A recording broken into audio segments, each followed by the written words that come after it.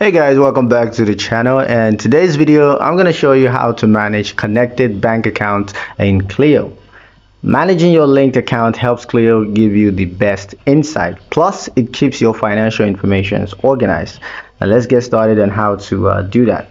Step 1, open Cleo and tap settings. Head straight to the manage bank account section.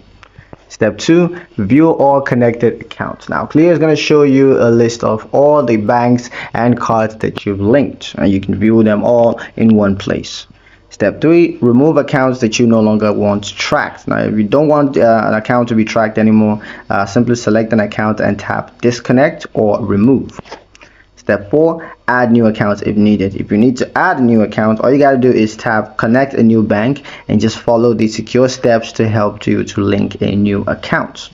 Step 5, confirm your changes. Now make sure everything looks right before exiting the settings. Keeping your account's connections up to date ensure Cleo always gives you accurate, useful financial insights. And that's pretty much it for this video, guys. Hope you liked it. Hope you found the information here useful enough. If you did, like the video, comment down below, let me know what you thought. Share the video with your friends and subscribe to the channel if you haven't done so already. And we'll see you in the next one.